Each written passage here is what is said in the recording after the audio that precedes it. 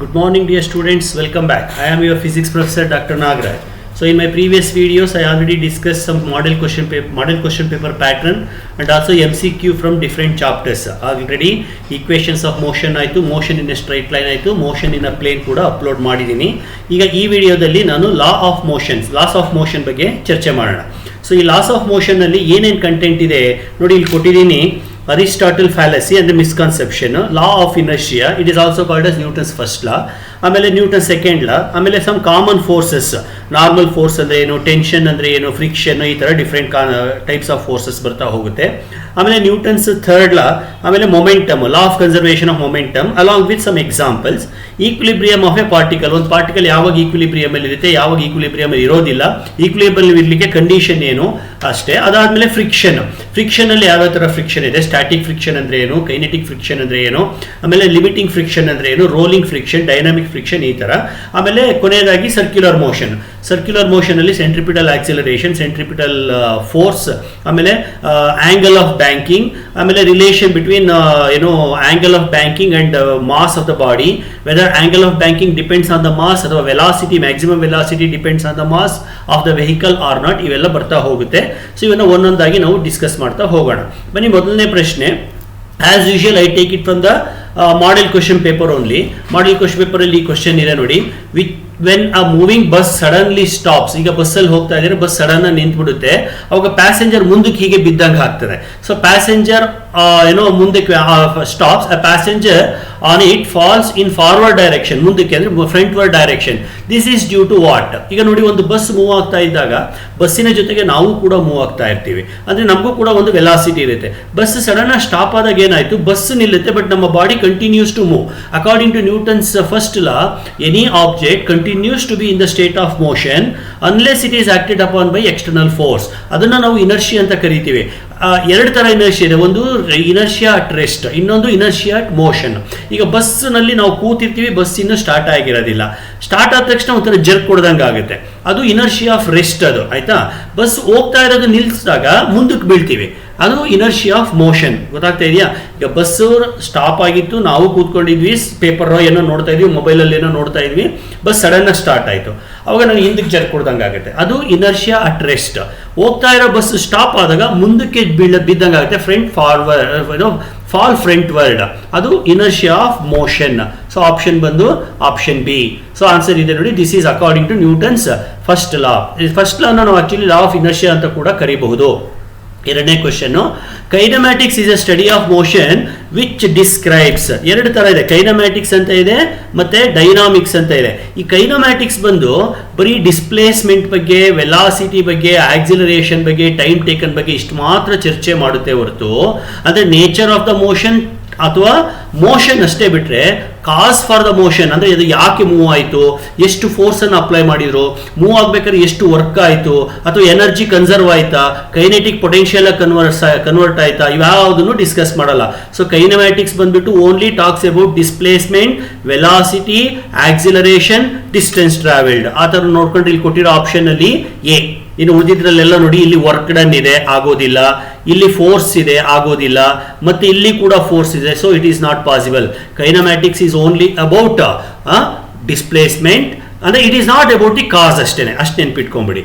So next ಬಂದು, according to Aristotle's fallacy, any motion which needs the support of force is known as. Aristotle ತುಂಬಾ ಹಿಂದೆನೆ force ಬಗ್ಗೆ ಎಲ್ಲ discuss ಮಾಡಿದ. ಅವನು ಇನ್ಫ್ಯಾಕ್ಟ್ ಒಂದು ಆಬ್ಜೆಕ್ಟ್ ಮೂವ್ ಆಗ್ಲಿಕ್ಕೆ ಏನೇನ್ ಬೇಕು, ಮೂವ್ ಆಗ್ಲಿಕ್ಕೆ ಏನೇನ್ ಬೇಡ, ಇವನ್ನೆಲ್ಲ ಅವನದೇ ಆದ ರೀತಿಯಲ್ಲಿ ಹೇಳ್ಕೊಂಡ್ಬಂದಿದ್ದ. ಅವನ ಪ್ರಕಾರ ಎರಡು ತರ ಮೋಷನ್ಸ್ ಇದೆ ಅಂತೆ, ಒಂದು ನ್ಯಾಚುರಲ್ ಮೋಷನ್, ಇನ್ನೊಂದು ವಯಲೆಂಟ್ ಮೋಷನ್ ಅಂತ. ವಯಲೆಂಟ್ ಮೋಷನ್ ಅಂದ್ರೆ ನಮ್ಮ ಡೇ ಟು ಡೇ ಲೈಫಲ್ಲಿ ವಯಲೆನ್ಸಿ ಅಂತೀವಲ್ಲ, ಹಿಂಸೆ ಅಂತೀವಲ್ಲ, ಆ ಮೀನಿಂಗ್ ಬರೋದಿಲ್ಲ, ಅವನದೇ ಆದಂಥ ರೀತಿಯಲ್ಲಿ ಹೇಳಿದ್ದ ಅವನು. ಅವನ ಪ್ರಕಾರ ಈಗ ಒಂದು ಎಲೆ ಕೆಳಗಡೆ ಬೀಳ್ತಾ ಇದೆ, ಅದು ನ್ಯಾಚುರಲ್ ಮೋಷನ್. ಅಥವಾ ಒಂದು ಬುಕ್ಕನ್ನು ಟೇಬಲ್ ಮೇಲೆ ಇಟ್ಟಿದ್ದೀರಾ, ಅದನ್ನು ಕೈಯಿಂದ ತಳ್ಳಿದಾಗ ಅದು ನಾಟ್ ನ್ಯಾಚುರಲ್ ಮೋಷನ್. ಸೊ ಕೆಲವೊಂದು ಮೋಷನ್ಗಳಿಗೆ ಯಾರ ಸಪೋರ್ಟು ಬೇಕಾಗೋದಿಲ್ಲ, ಕೆಲವೊಂದು ಮೋಷನ್ಗಳಿಗೆ ಕೆಲವರ ಸಪೋರ್ಟ್ ಬೇಕಾಗುತ್ತೆ. ಸೊ ಸಪೋರ್ಟ್ ಬೇಡದೆ ಹೋದ್ರೆ ಅದು ನ್ಯಾಚುರಲ್ ಮೋಷನ್ ಅಂತ ಅವನ ಪ್ರಕಾರ. ಸಪೋರ್ಟ್ ಕೊಟ್ಟು ಮೂವ್ ಮಾಡಿದ್ರೆ ಅದನ್ನ ವಯಲೆಂಟ್ ಮೋಷನ್ ಅಂತ ಕರೆದಿದ್ದ. ಸೊ ನೆನ್ಪಿಟ್ಕೊಳ್ಳಿ, ಯಾವುದೇ ಆಬ್ಜೆಕ್ಟ್ಗೆ ನಾವು ಫೋರ್ಸ್ ಅನ್ನು ಅಪ್ಲೈ ಮಾಡಿ ಮೂವ್ ಮೂವ್ ಮಾಡಿದ್ರೆ ಅದು ವೈಲೆಂಟ್ ಮೋಷನ್ ಆಗುತ್ತೆ ಅಕಾರ್ಡಿಂಗ್ ಟು ಅರಿಸ್ಟಾಟಲ್. ಇದು ಎಷ್ಟು ಮಟ್ಟಿಗೆ ಸತ್ಯ? ವೈಲೆಂಟ್ ಅನ್ನೋ ಪದ ಯಾಕೆ ಯೂಸ್ ಮಾಡೋದು ಅವನ್ನೆಲ್ಲ ನಿಮ್ಮ ಟೀಚರ್ಸ್ ರೆಗ್ಯುಲರ್ ಕ್ಲಾಸಲ್ಲಿ ಹೇಳಿರ್ತಾರೆ. ವೈಲೆಂಟ್ ಅಂತಂದ್ರೆ ಹಿಂಸೆ ಅನ್ನೋ ತರ ಅಲ್ಲ, ಫೋರ್ಸ್ ಕೊಟ್ಟು ತಳ್ಳಿದ್ದು ಅಂತ ಅಷ್ಟೇನೆ. ಓಕೆನಾ? ಸೊ ನೆಕ್ಸ್ಟ್ ಕ್ವಶನ್ ಬಂದ್ರೆ ಇನರ್ಷಿಯಲ್ ಫ್ರೇಮ್ ಆಫ್ ರೆಫರೆನ್ಸ್. ನೋಡಿ, ಯಾವುದೇ ಒಂದು ಫ್ರೇಮ್ ಮೂವ್ಮೆಂಟ್ ಅನ್ನು ನಾವು ಡಿಸ್ಕ್ರೈಬ್ ಮಾಡಬೇಕಂದ್ರೆ, ಎಕ್ಸ್ಪ್ಲೇನ್ ಮಾಡಬೇಕಂದ್ರೆ ಒಂದು ರೆಫರೆನ್ಸ್ ಬೇಕೇ ಬೇಕು. ಇವಾಗ ನೀವು ಮನೆಯಲ್ಲಿ ಕೂತ್ಕೊಂಡಿದ್ದೀರಾ, ಮನೆಯಲ್ಲಿ ಕೂತ್ಕೊಂಡು ಹೊರಗಡೆ ಒಂದು ಬಸ್ ಹೋಗ್ತಾ ಇದೆ, ಬಸ್ಸನ್ನು ನೋಡಿದಾಗ with respect to me that bus is moving ಅಂತ ಹೇಳ್ತೀರಾ. ಅಥವಾ ಬಸ್ಸಲ್ಲಿ ಕೂತ್ಕೊಂಡಿದ್ದೀರಾ, ನಿಮ್ಮ ಪಕ್ಕದಲ್ಲಿರೋ ಪ್ಯಾಸೆಂಜರು ನೀವು ಇಬ್ರು ಪಕ್ಕನೇ ಕೂತಿದ್ದೀರಾ, ನೀವು ಅವನನ್ನ ನೋಡಿದ್ರೆ ಅವನು ರೆಸ್ಟ್ ಅಲ್ಲಿ ಇದ್ದಂಗೆ ಅನ್ಸುತ್ತೆ, ಅವನು ನಿಮ್ಮನ್ನ ನೋಡಿದ್ರೆ ರೆಸ್ಟ್ ಅಲ್ಲಿ ಇದ್ದಂಗೆ ಅನ್ಸುತ್ತೆ. ಅದೇ ನಿಮ್ಮಿಬ್ಬರನ್ನು ಕೆಳಗಡೆಯಿಂದ ನೋಡಿದಾಗ ಇಬ್ರು ಮೂವ್ ಆದಂಗೆ ಅನ್ಸುತ್ತೆ. ಸೊ ನೀವು ಯಾವುದೇ ಒಂದು ಘಟನೆಯನ್ನ ಯಾವ್ದಾದ್ರು ಒಂದು ಪಾಯಿಂಟ್ ಇಂದ ಮೆಷರ್ ಮಾಡ್ತೀರಲ್ವಾ, ಅದನ್ನ ರೆಫರೆನ್ಸ್ ಆಗಿ ಇಟ್ಕೊಂಡು ಮೆಷರ್ ಮಾಡ್ತೀರಾ ಅಲ್ವಾ, ಆ ರೆಫರೆನ್ಸ್ ಅನ್ನೇ ನಾವು ಫ್ರೇಮ್ ಆಫ್ ರೆಫರೆನ್ಸ್ ಅಂತ ಕರೆಯೋದು. ಆದ್ರೆ ಇಲ್ಲಿ ನಾವು ಯಾವಾಗಲೂ ಕೋಆರ್ಡಿನೇಟ್ ಸಿಸ್ಟಮ್ ಅನ್ನ ತಗೋತೀವಿ. ಎಕ್ಸ್ ಆಕ್ಸಿಸ್ ಮತ್ತೆ ವೈ ಆಕ್ಸಿಸ್ ಅಂತ ಕೋಆರ್ಡಿನೇಟ್ ಸಿಸ್ಟಮ್ ಅನ್ನ ತಗೊಂಡು, ಆಮೇಲೆ ಕೆಲವೊಮ್ಮೆ 3 ಡೈಮೆನ್ಷನ್ ಕೂಡ ತಗೋಬಹುದು, ಎಕ್ಸ್ ವೈ ಝೆಡ್ ತಗೋಬಹುದು. ಆ ಎರಡು ಪಾಯಿಂಟ್ಗಳು ಎಲ್ಲಿ ಮೀಟ್ ಆಗ್ತಾವ ಅದನ್ನ ಆರಿಜಿನ್ ಅಂತ ತಗೋತೀವಿ. So inertial frame of reference ಕೆಲವೊಂದು ಕಂಡೀಷನ್ಸ್ ಅನ್ನ ಮೆನ್ಷನ್ ಮಾಡಿದ್ದಾರೆ. ಯಾವುದೇ ಒಂದು object inertial frame of reference ಅಲ್ಲಿ ಹೋಗ್ತಾ ಇದ್ರೆ ಅದು ಆಕ್ಸಿಲರೇಟ್ ಆಗಬಾರದು. ಇದು ಎಸೆನ್ಷಿಯಲ್ ಕಂಡೀಷನ್. ಅಂದ್ರೆ object should move at constant velocity ಅಂತ. So what is the property of inertial frame of reference ಅಂತ 1 ಮಾರ್ಕಿಗೆ ಅಥವಾ ಶಾರ್ಟ್ ಆನ್ಸರ್ ಟೈಪ್ಗೆ ಕೇಳಬಹುದು. Inertial frame is a frame of reference taken ಅಥವಾ chosen to describe the motion of the body. And property, essential property of the inertial frame is that it should not accelerate. ಆಯ್ತಾ? ಆ frame of reference ಅಲ್ಲಿ ಬರ್ತಕ್ಕಂಥ ಆಬ್ಜೆಕ್ಟ್ಸ್ಗಳು ಯಾವುದು accelerate ಆಗಲ್ಲ ಅನ್ನೋ ಒಂದು assumption ಮೇಲೆ ಈ ಫ್ರೇಮ್ ಅನ್ನ ಡಿಸೈಡ್ ಮಾಡಿದ್ದಾರೆ. ಓಕೆ, ನೆಕ್ಸ್ಟ್ ಕ್ವಶನ್ ಗೆ ಹೋಗೋಣ. Newton's first law is unable to answer. ನೋಡಿ, once again in this question there is a negative statement. Able to answer ಅಂತ ಹೇಳಿಲ್ಲ, ಅನೇಬಲ್ ಟು ಆನ್ಸರ್. ಅಂದ್ರೆ ಇಲ್ಲಿ ಕೊಟ್ಟಿರೋ 4ರಲ್ಲಿ 3 ಕರೆಕ್ಟ್ ಇರ್ತವೆ ಏಬಲ್ ಟು ಆನ್ಸರ್. ಯಾವುದು ಒಂದು ಮಾತ್ರ ತಪ್ಪಿರುತ್ತೆ ಅದು ಅನೇಬಲ್ ಟು ಆನ್ಸರ್. ಅದನ್ನ ನಾವು ಸೆಲೆಕ್ಟ್ ಮಾಡಬೇಕು. ಗೊತ್ತಾಗ್ತಿದೆಯಾ ವಿದ್ಯಾರ್ಥಿಗಳೇ? ಸರಿ, ನ್ಯೂಟನ್ಸ್ ಲಾ ಯಾವ್ಯಾವುದನ್ನ ಆನ್ಸರ್ ಮಾಡುತ್ತೆ? Newton's law answers why a body cannot move on its own. ಹೌದಾ? ಹೌದು ಸರ್. ಒಂದು ಬಾಡಿ ಯಾಕೆ ಮೂವ್ ಆಗಲ್ಲ ಅನ್ನೋದಕ್ಕೆ ನಮಗೆ ನ್ಯೂಟನ್ಸ್ ಲಾ ಫಸ್ಟ್ ಲಾ ನಲ್ಲಿ ಆನ್ಸರ್ ಇದೆ. ಅಲ್ಲಿ ಹೇಳ್ತಾನೆ a body cannot move on its own unless you apply the force ಅಂತ. ಅಂದ್ರೆ ಒಂದು ಆಬ್ಜೆಕ್ಟ್ ಮೂವ್ ಆಗ್ಲಿಕ್ಕೆ ಫೋರ್ಸಿನ ಅವಶ್ಯಕತೆ ಇದೆ ಅನ್ನೋದನ್ನ ಫಸ್ಟ್ ಲಾ ಹೇಳುತ್ತೆ, ಅದನ್ನ ಆನ್ಸರ್ ಮಾಡುತ್ತೆ. ಸೊ ಅದು ಅನೇಬಲ್ ಅಲ್ಲ, ಏಬಲ್ ಟು ಆನ್ಸರ್. ಎರಡನೇ point, it answers why a body cannot stop on its own. ಅಂದ್ರೆ ಒಂದು ಮೂವ್ ಆಗ್ತಿರ್ತಕ್ಕಂಥ ಬಾಡಿ ತಾನಾಗಿ ಯಾಕೆ ನಿಲ್ಲೋದಿಲ್ಲ, ಅದು ಕೂಡ ನ್ಯೂಟನ್ಸ್ ಫಸ್ಟ್ ಲಾ ನಲ್ಲಿ ಬರುತ್ತೆ. ಅಲ್ಲಿ ಹೇಳ್ತಾನೆ unless a body is obstructed, a moving body cannot stop on its own unless it is obstructed. ಯಾರೋ ಒಬ್ರು ಬಂದು ಅದನ್ನ ತಡೆಯೋದೇ ಹೋದರೆ ಅದು ಮೂವ್ ಆಗ್ತಾನೇ ಹೋಗುತ್ತಂತೆ. ಇಲ್ಲಿ ಯಾರೋ ಬಂದು ತಡೆಯೋದು ಅಂದ್ರೆ ಮನುಷ್ಯರೇ ಬಂದು ತಡಿಬೇಕಂತ ಏನಿಲ್ಲ. ಈಗ ಒಂದು ಗೋಲಿ ನೆಲದ ಮೇಲೆ ಹುರುಳ್ಕೊಂಡು ಹೋಗ್ತಾ ಇರುತ್ತೆ, ನೆಲ ಸ್ಮೂತ್ ಆಗಿದ್ರೆ ಅದು ಪಾಡ್ಗದ ಹರ್ಕೊಂಡು ಹೋಗ್ತಾ ಇರುತ್ತೆ, ರೋಲ್ ಹಾಕೊಂಡು ಹೋಗ್ತಾ ಇರುತ್ತೆ. ಅದೇ ನೆಲದಲ್ಲಿ ಏನಾದ್ರು ಫ್ರಿಕ್ಷನ್ ಇತ್ತು ಅಂತಂದ್ರೆ ಅವಾಗ ಅದು ನಿಧಾನಕ್ಕೆ ನಿಂತ್ಕೊಂಡ್ಬಿಡುತ್ತೆ. ಇಲ್ಲಿ friction is opposing the motion. So ಯಾಕೆ ಒಂದು ಬಾಡಿ ಮೂವ್ ಆಗಲ್ಲ, ಯಾಕೆ ಒಂದು ಬಾಡಿನ ನಾವು ಸ್ಟಾಪ್ ಮಾಡೋಕ್ಕಾಗಲ್ಲ, ಎರಡಕ್ಕೂ ಆನ್ಸರ್ ಇದೆ. ಆಮೇಲೆ why what actually required for the motion of the body. ಅಂದ್ರೆ ಒಂದು ಬಾಡಿ ಮೂವ್ ಆಗ್ಲಿಕ್ಕೆ ಆಕ್ಚುಲ್ ಆಗಿ ಏನ್ ಬೇಕು, ಆಮೇಲೆ ಮೂವ್ ಆಗ್ತಿರೋದನ್ನ ಸ್ಟಾಪ್ ಮಾಡೋದಕ್ಕೆ ಆಕ್ಚುಲ್ ಆಗಿ ಏನ್ ಬೇಕು, ಎರಡನ್ನೂ ಕೂಡ ಫಸ್ಟ್ ಲಾ ಹೇಳುತ್ತೆ. ಫಸ್ಟ್ ಲಾ ಏನ್ ಹೇಳುತ್ತೆ? ಮೂವ್ ಮಾಡ್ಲಿಕ್ಕೂ ಫೋರ್ಸ್ ಬೇಕಂತೆ, ಆಮೇಲೆ ಮೂವ್ ಆಗ್ತಾ ಇರೋ ಬಾಡಿ ಸ್ಟಾಪ್ ಮಾಡ್ಲಿಕ್ಕೂ ಫೋರ್ಸ್ ಬೇಕಂತೆ. ಹಾಗಾಗಿ ಫಸ್ಟ್ 3 ಆನ್ಸರ್ ಮಾಡುತ್ತೆ. ಕೊನೆಯದಾಗಿ what is a change in momentum, move ಆಗ್ತಿರೋ ಬಾಡಿಯ ಮೊಮೆಂಟಮ್ ಎಷ್ಟರ ಮಟ್ಟಿಗೆ ಚೇಂಜ್ ಆಗುತ್ತೆ ಅನ್ನೋದನ್ನ ಈ ಲಾ ಎಕ್ಸ್ಪ್ಲೈನ್ ಮಾಡೋದಿಲ್ಲ. ಹಾಗಾದ್ರೆ ಈ ಲಾ ಇದನ್ನ ಯಾವ ಲಾ ಎಕ್ಸ್ಪ್ಲೈನ್ ಮಾಡುತ್ತೆ ಸರ್? ಸೆಕೆಂಡ್ ಲಾ ಎಕ್ಸ್ಪ್ಲೈನ್ ಮಾಡುತ್ತೆ. ಸೆಕೆಂಡ್ ಲಾ ಸ್ಟೇಟ್ಮೆಂಟ್ ಅನ್ನ ಆಮೇಲೆ ನೋಡೋಣ. ಸೊ ಈ ಕ್ವಶನ್ಗೆ ಆನ್ಸರ್ ಬಂದು, ಕ್ವಶನ್ ಅನ್ನ ಇನ್ನೊಮ್ಮೆ ಹೇಳ್ತೀನಿ. Newton's first law is unable to answer. Yes, it is unable to answer why there is change in momentum, how much there is change in the momentum. So question number 5ಗೆ option D is the correct answer. So next ಬರೋಣ. Newton's second law can be mathematically represented. ನೋಡ್ರಿ, ಇವಾಗ Newton second law statement ಬರುತ್ತೆ. Newton second law ಏನ್ ಹೇಳುತ್ತೆ? Applied force is directly proportional to rate of change of momentum. More the force you apply, more will be the change in the momentum. So F proportional to dp by dt. So option C is correct. ಸರಿ, 7th question ಹೋಗೋಣ. According to Newton's second law, the net force component along an axis causes.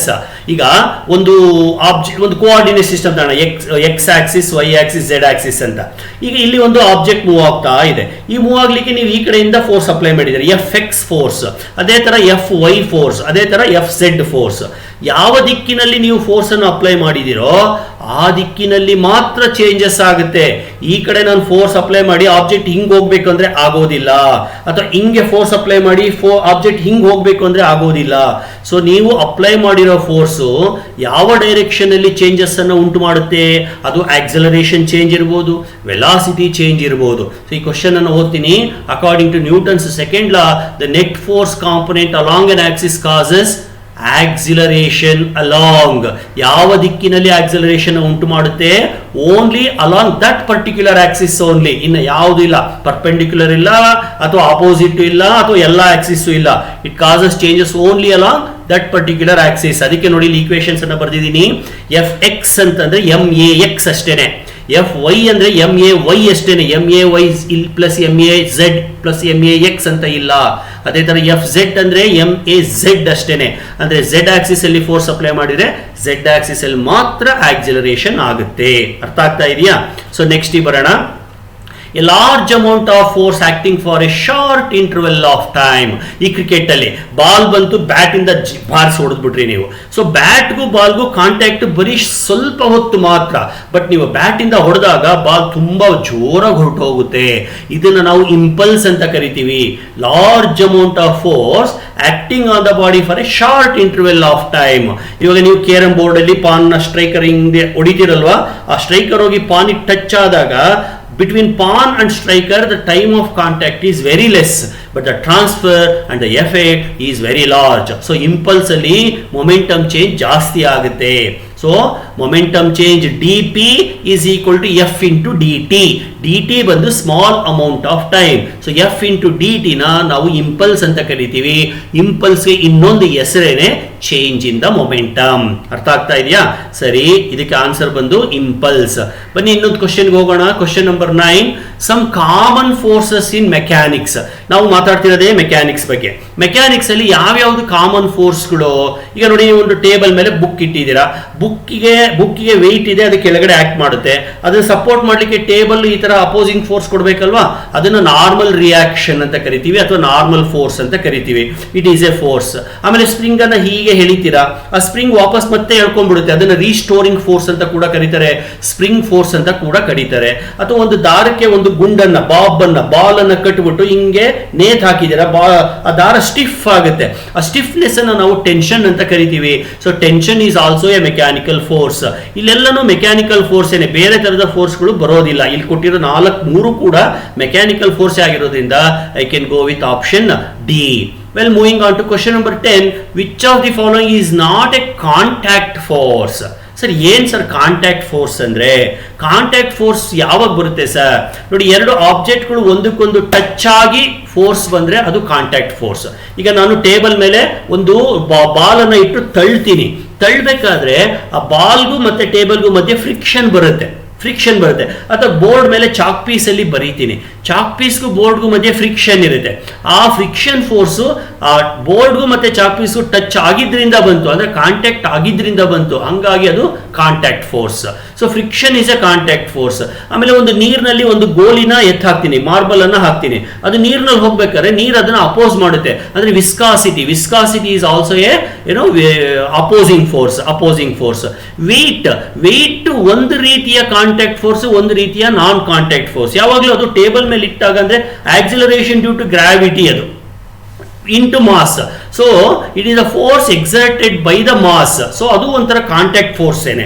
ಎಲ್ಲರೂ ನಾವು force ಅನ್ನು, weight ಅನ್ನು experience ಮಾಡೋದು ಯಾವಾಗ? ನಾವು only when we are in contact with something. So ಹಂಗೆ ನೋಡ್ಕೊಂಡ್ರೆ, ಈಗ ಒಂದು ಬಾಲ್ ಅನ್ನ ಹಾಕ್ತಾ ಇದ್ದೀನಿ, ಅದು ಕೆಳಗಡೆ ಬೀಳ್ತಾ ಇದೆ, ಗ್ರಾವಿಟೇಷನಲ್ ಪುಲ್ ಆಗ್ತಾ ಇದೆ, ಭೂಮಿ ಅದನ್ನು ಎಳಿತಾ ಇದೆ. ಬಾಲ್ ಭೂಮಿ ಟಚ್ ಆಗೋ ಮುಂಚೆನೂ ಕೂಡ ಅದ್ರ ಮೇಲೆ ಫೋರ್ಸ್ ಆಕ್ಟ್ ಮಾಡ್ತಾ ಇತ್ತು. ಹಾಗಾಗಿ ಬಾಲ್ಗೂ ಭೂಮಿಗೂ ಟಚ್ ಇಲ್ದೇನೆ, ಕಾಂಟ್ಯಾಕ್ಟ್ ಇಲ್ದೇನೆ ಬಂದಂತ ಫೋರ್ಸ್ ಇದು ಗ್ರಾವಿಟೇಷನಲ್ ಫೋರ್ಸ್. ಹಾಗಾಗಿ ಗ್ರಾವಿಟೇಷನಲ್ ಫೋರ್ಸ್ ಕಾಂಟ್ಯಾಕ್ಟ್ ಫೋರ್ಸ್ ಆಗೋದಿಲ್ಲ. Gravitational force is not A contact force. So option C is correct. So next ಅಲ್ಲಿ ನೋಡಿ, ಎಕ್ಸ್ಪ್ಲನೇಷನ್ ಕೊಟ್ಟಿದ್ದೀನಿ. Force arising between two bodies when they are in contact. ಎರಡು ಬಾಡಿಗಳು touch ಆದಾಗ ಬರುವಂತಹ force contact force, otherwise it is A non contact force. Next question number 11. A book is kept on the table is at rest. ಒಂದು table ಮೇಲೆ ಪುಸ್ತಕನ ಇಟ್ಟಿದ್ದೀನಿ, ಅದು rest ಅಲ್ಲಿದೆ. ಯಾಕೆ ರೆಸ್ಟ್ ಅಲ್ಲಿ ಇರುತ್ತೆ ಅಂದ್ರೆ, ಬುಕ್ಕು ವೆಯ್ಟ್ ಅನ್ನ ಕೆಳಗಡೆ ಆಕ್ಟ್ ಮಾಡ್ತಾ ಇರುತ್ತೆ, ಕೆಳಗಡೆಯಿಂದ ನಾರ್ಮಲ್ ರಿಯಾಕ್ಷನ್ ಈ ತರ ಬರ್ತಾ ಇರುತ್ತೆ. ಈ ಬುಕ್ಕಿನ ವೆಯ್ಟ್ ಬಂದು ಆಕ್ಷನ್ ಆದ್ರೆ ಟೇಬಲ್ ಇಂದ ಬರ್ತಕ್ಕಂಥ ನಾರ್ಮಲ್ ರಿಯಾಕ್ಷನ್ ಅದು ರಿಯಾಕ್ಷನ್ ಆಗುತ್ತೆ. So action and reaction are equal and opposite, therefore it is according to Newton's third law. ಗೊತ್ತಾಯ್ತಾ? ಸೊ ನೆಕ್ಸ್ಟ್ ಕ್ವಶನ್ ಗೆ ಹೋಗೋಣ. When a bullet is fired, the gun moves back with certain velocity. So bullet ಅನ್ನ gun ನಲ್ಲಿ ಹೊಡೆದಾಗ bullet ಮುಂದಕ್ಕೆ ಹೋಗುತ್ತೆ, gun ಹಿಂದಕ್ಕೆ ಬರುತ್ತೆ. ಆಯ್ತಾ? ಗನ್ ಹಿಂದಕ್ಕೆ ಎಷ್ಟು ಜೋರಾಗಿ ಬರುತ್ತೋ ಅದನ್ನ ರಿಕಾಯಿಲಿಂಗ್ ವೆಲಾಸಿಟಿ ಅಂತ ಕರಿತೀವಿ. ಇದು according to law of conservation of momentum. ಇಲ್ಲಿ ಏನನ್ನ ನಾವು ಗಮನಿಸಬೇಕು ಅಂದ್ರೆ, ಬುಲೆಟ್ ಎಷ್ಟು ಫಾಸ್ಟ್ ಆಗಿ ಮುಂದಕ್ಕೆ ಹೋಗುತ್ತೋ ಗನ್ ಅಷ್ಟೇ ಫಾಸ್ಟ್ ಆಗಿ ಹಿಂದಕ್ಕೆ ಬರೋದಿಲ್ಲ. ಆದರೆ ಬುಲೆಟ್ಗೆ ಎಷ್ಟು ಮೊಮೆಂಟಮ್ ಅನ್ನ ನೀವು ಕೊಡ್ತೀರೋ ಅಷ್ಟೇ ಮೊಮೆಂಟಮ್ ಅನ್ನ ಗನ್ನು ಕೂಡ ತಗೊಳುತ್ತೆ.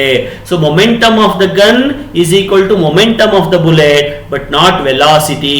Velocity of the gun is not same as the velocity of the bullet. ಅಷ್ಟೇ ಅಲ್ಲ, ಬುಲೆಟ್ಟಿನ ಕೈನೆಟಿಕ್ ಎನರ್ಜಿನೇ ಬೇರೆ, ಗನ್ನಿನ ಕೈನೆಟಿಕ್ ಎನರ್ಜಿನೇ ಬೇರೆ. ಯಾಕಂದ್ರೆ ಅದು ಹಾಫ್ mv², ಮಾಸೇ ಬೇರೆ ವೆಲಾಸಿಟಿನೇ ಬೇರೆ. ಬುಲೆಟ್ಗೆ ಗನ್ನಿಗೂ ಅಷ್ಟೇನೆ ಮಾಸ್ ಜಾಸ್ತಿ ಇರ್ಬೋದು, ವೆಲಾಸಿಟಿ ಕಡಿಮೆ ಇರ್ಬೋದು, ಆದ್ರೆ ಕೈನೆಟಿಕ್ ಎನರ್ಜಿ ಎರಡು ಸೇಮ್ ಇರೋದಿಲ್ಲ. ಆದರೆ ಟೋಟಲ್ ಮೊಮೆಂಟಮ್ ಅಂತ ತಗೊಂಡಾಗ ಬುಲೆಟ್ ಮತ್ತೆ ಗನ್ದು ಟೋಟಲ್ ಮೊಮೆಂಟಮ್ ಅಂತ ತಗೊಂಡಾಗ ಅದು ಯಾವಾಗಲೂ ಕಾನ್ಸ್ಟೆಂಟೇ ಇರುತ್ತೆ. This is nothing but law of conservation of momentum. So option is C. Very total momentum of the gun and bullet is always constant. First option ಹೇಳುತ್ತೆ velocity of the gun is same ಅಂತ. ಇಲ್ಲ, velocity actually same ಇರೋದಿಲ್ಲ. ಎರಡನೇ option ಹೇಳುತ್ತೆ momentum of the gun is not same ಅಂತ. actually same. momentum of the gun is same but acting in the opposite direction ಅಷ್ಟೇನೆ. ಅದನ್ನೇ ನಾವು ರಿಕಾಯಿಲಿಂಗ್ ಅಂತ ಕರೆಯೋದು. Well, let us move on to the next question. Which of the following is not an example for Newton's third law? ನೋಡಿ ಅಲ್ಲಿ questions ಅಲ್ಲಿ options ಅನ್ನು ನೋಡಿ. ವಾಕಿಂಗ್, ನಾವು ನಡ್ಕೊಂಡು ಹೋಗ್ತೀವಲ್ಲ, ನೆಲನ ನಾವು ತುಳಿತೀವಿ, ತುಳಿದಾಗ ಅದು ಆಕ್ಷನ್. ನೆಲ ನಮ್ಮನ್ನ ಪುಷ್ ಮಾಡುತ್ತೆ, ಅದು reaction. therefore first one is Newton's third law only. Book resting on the table, ಇಷ್ಟೊತ್ತು ಹೇಳಿದ್ದಲ್ಲಪ್ಪ, ಟೇಬಲ್ ಮೇಲೆ ಬುಕ್ ಇಟ್ಟಾಗ ಅದು ವೆಯ್ಟ್, ಟೇಬಲ್ ಅದನ್ನ ಅಪೋಸ್ ಮಾಡಿದ್ರೆ ಅದು reaction. So it is also Newton's third law. Rocket launching, it is a beautiful example for Newton's third law. Rocket ಅಲ್ಲಿ ನಾವು fuels ಅನ್ನ ತುಂಬಿರ್ತೀವಿ, ಅದನ್ನ ನಾವು ಫೈರ್ ಮಾಡಿದಾಗ, ಅದಕ್ಕೆ ಬೆಂಕಿ ಹಚ್ಚಿದಾಗ ಹೊರಗಡೆಗೆ ತುಂಬಾ ಫಾಸ್ಟ್ ಆಗಿ ಏರ್ ಔಟ್ ಆಗ್ತಾ ಹೋಗುತ್ತೆ. So it will come with A very high speed, very high momentum. ಅದು ಒಂದು ರೀತಿಯ ಆಕ್ಷನ್. ಅದಕ್ಕೆ ತಕ್ಕನಾಗಿ ಸರೌಂಡಿಂಗ್ ಏರ್ ಅದನ್ನ ಪುಷ್ ಮಾಡುತ್ತೆ, ಅವಾಗ ರಾಕೆಟ್ ಮೇಲಕ್ಕೆ ಹೋಗುತ್ತೆ. ಇದನ್ನ ಪ್ರೊಪೆಲ್ಷನ್ ಅಂತ ಕರಿತೀವಿ. Rocket propulsion, rocket launching is exactly based upon Newton's third ಲಾ. ಏನು ರಾಕೆಟ್ ಇಂದ ಫೈರ್ ಬರ್ನ್ ಆಗಿ ಹೊರಗಡೆ ಬರುತ್ತಲ್ಲ, ಅದು ಆಕ್ಷನ್ ಆದ್ರೆ ಸುತ್ತಮುತ್ತಲಿನ ಪರಿಸರದಿಂದ ಅದು ಮೊಮೆಂಟಮ್ ಅನ್ನ ಪಡ್ಕೊಳ್ಳುತ್ತಲ್ಲ, ಅದು ರಿಯಾಕ್ಷನ್. ಸೊ ಹಾಗೆ ನೋಡ್ಕೊಂಡ್ರೆ ಮೂರನೇದು ಕೂಡ ಕರೆಕ್ಟೇ. ಬ್ಯಾಟ್ಸ್ಮನ್ ಹಿಟ್ಟಿಂಗ್ ದ ಬಾಲ್, ಅಲ್ಲಿ ಏನು ಆಕ್ಷನ್ ರಿಯಾಕ್ಷನ್ ಏನು ಇಲ್ಲ, ಬರೀ ಆಕ್ಷನ್ ಅಷ್ಟೇನೆ. ಬಾಲ್ ಬಂತು, ಬ್ಯಾಟಿ ತಗಲ್ತು, ಮುಂದಕ್ಕೆ ಹೋಯ್ತು ಅಷ್ಟೇನೆ, ಅಲ್ಲಿ ರಿಯಾಕ್ಷನ್ ಇಲ್ಲ. ಹಂಗಾಗಿ this is not an example for Newton's third law. Okay, next. Leaves get detached from the tree when you shake. ಅಥವಾ ಕೈಯಿಂದ ಅಲ್ಲಾಡಿಸಿದ್ರೆ, ಗಾಳಿ ಬೀಸಿ ಮರ ಅಲ್ಲಾಡಿದ್ರೆ ಎಲೆಗಳು ಕೆಳಗಡೆ ಉದುರ್ತವೆ. ಯಾಕೆ ಉದುರ್ತವೆ ನೋಡಿ? ಬರೀ ಎಲೆ ಉದೋದಷ್ಟೇ ಅಲ್ಲ, ನಿಮ್ಮ ಮನೆಯಲ್ಲಿ ಕಾಲು ಒರೆಸ್ಲಿಕ್ಕೆ ಫುಟ್ ರೆಗ್ ಅಂತ ಹಾಕಿರ್ತಾರಲ್ವ, ಮ್ಯಾಟ್ ಅಂತ ಹಾಕಿರ್ತಾರಲ್ವಾ, ಅದರಲ್ಲಿ ಧೂಳು ತುಂಬಿಕೊಂಡಿರುತ್ತೆ. ಅದನ್ನ ಕ್ಲೀನ್ ಮಾಡ್ಬೇಕಾದ್ರೆ ನೀವೇನ್ ಮಾಡ್ತೀರಾ? ಈಗ ಇಟ್ಕೊಂಡು ಒಂದು ಪರ್ಕೆಯಿಂದನೋ ಕಡ್ಡಿಯಿಂದನೋ ಹಿಂಗೆ ಹೊಡಿತೀರಾ. ಹೊಡೆದಾಗ ಡಸ್ಟ್ ಪಾರ್ಟಿಕಲ್ಸ್ ಹೊರಗಡೆ ಬರ್ತವೆ. ಅದಕ್ಕೂ ಇದಕ್ಕೂ ಸಿಮಿಲಾರಿಟಿ ಇದೆ. ಎರಡರಲ್ಲೂ ವರ್ಕ್ ಆಗ್ತಿರೋದು ಯಾವ್ದು ಗೊತ್ತಾ? Inertia rest. ಮರ ಅಲ್ಲಾಡ್ತು, ಎಲೆ ಅಲ್ಲಾಡ್ಲಿಲ್ಲ, ಎಲೆ ರೆಸ್ಟ್ ಅಲ್ಲೇ ಇತ್ತು. ಮರ ಮೂವ್ ಮಾಡಿದಾಗ ಎಲೆಗೆ ಒಂಥರ ಜರ್ಕ್ ಸಿಕ್ಕಿ ಕೆಳಗಡೆ ಬಿದ್ಬಿಡ್ತು. ಫಸ್ಟ್ ಗೆ ಹೇಳಿದಲ್ಲ, ಬಸ್ ಅಲ್ಲಿ ಹೋಗ್ತಾ ಇರ್ಬೇಕಾದ್ರೆ ಬಸ್ ಬ್ರೇಕ್ ಹಾಕಿದಾಗ ನೀವು ಹಿಂಗೆ ಮುಂದೆ ಬಿದ್ರೆ inertia of motion. Bus sudden start ಆದಾಗ ಹಿಂದಕ್ಕೆ ಬೀಳ್ತಿರಲ್ಲ, ಅದು ಇನರ್ಷಿಯಾ ಆಫ್ ರೆಸ್ಟ್. ಸೊ ಅದು ಈ ಎಲೆ ಉದುರೋದು, ಆಮೇಲೆ ಮ್ಯಾಟ್ ಇಂದ ಡಸ್ಟ್ ಪಾರ್ಟಿಕಲ್ಸ್ ಹೊರಗಡೆ ಬರೋದು, ಇವೆಲ್ಲನೂ ಕೂಡ ಇನರ್ಷಿಯಾ ಆಫ್ ರೆಸ್ಟ್ಗೆ ಇರುವಂತಹ ಎಕ್ಸಾಂಪಲ್ಸ್ಗಳು. ಓಕೆ, ನೆಕ್ಸ್ಟ್ ಕ್ವಶನ್ ಹೋಗೋಣ. When A body presses against the surface, the surface in turn pushes the body in the opposite direction. ಇದು ಆಗಲೇ ಮೂರನೇ ಸರ್ತಿ ಬರ್ತಾ ಇರೋದು. ಇಲ್ಲಿ ನೋಡಿ, ಡಯಾಗ್ರಾಮ್ ಅನ್ನು ನೋಡಿ, ಇಲ್ಲಿದೆ ನೋಡಿ, ಇದು ಬುಕ್ ಇದು ಬುಕ್ ಕೆಳಗಡೆ ವೆಯ್ಟ್ ಆಕ್ಟ್ ಮಾಡ್ತಾ ಇದೆ, ಇಲ್ಲ ಬ್ಲೂ ಕಲರ್ ಲೈನ್ ನಾರ್ಮಲ್ ಮೇಲಕ್ಕೆ ಆಕ್ಟ್ ಮಾಡ್ತಾ ಇದೆ. ಸೊ ಆನ್ಸರ್ ಬಂದ್ಬಿಟ್ಟು ನಾರ್ಮಲ್ ರಿಯಾಕ್ಷನ್ ಅಥವಾ ನಾರ್ಮಲ್ ಫೋರ್ಸ್. ಹೌದಲ್ವಾ ವಿದ್ಯಾರ್ಥಿಗಳೇ? ಓಕೆ ಸರ್, ಇಷ್ಟು ಸಿಂಪಲ್ ಆಗಿರ್ತಾವ? Once again don't ask your self like that. Simple ಅಂತ ಅಂದ್ಕೊಳ್ಳೇಬೇಡಿ, ಟಫ್ ಅಂತಂದು ಅಂದ್ಕೋಬೇಡಿ. ಯಾವುದೇ ಕಾರಣಕ್ಕೂ ನೀವು ನಿಮ್ಮನ್ನ ಡಿಗ್ರೇಡ್ ಮಾಡ್ಕೊಳಕ್ ಹೋಗ್ಬೇಡಿ. ಓ ಇದು ನನಗೆ ಆನ್ಸರ್ ಗೊತ್ತು, ಹಾಗಾದ್ರೆ ಇಷ್ಟು ಗೊತ್ತಿದ ಮೇಲೆ ಮುಂದಿಂದು ನನಗೆ ಗೊತ್ತಾಗುತ್ತೆ, ಆ ತರ ನೀವು ಕಾನ್ಫಿಡೆನ್ಸ್ ಅನ್ನ ಡೆವಲಪ್ ಮಾಡ್ಕೊಂತ ಹೋಗಿ. ಸೊ ನೆಕ್ಸ್ಟ್ ಕ್ವಶನ್ ಬರ್ತೀನಿ. Let M be is the mass of the gun, mass of the gun, small M be the mass of the bullet. ಆಮೇಲೆ before firing both are rest, bullet gun ಎರಡು rest ಅಲ್ಲಿ ಇತ್ತು, total momentum 0.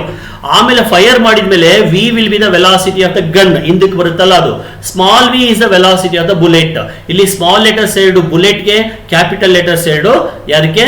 ಗನ್ನಿಗೆ. ಹಾಗಾದ್ರೆ what is the value of capital V ಅಂದ್ರೆ gun ಎಷ್ಟು ಹಿಂದಕ್ಕೆ ಬರುತ್ತೆ ನೋಡಿ.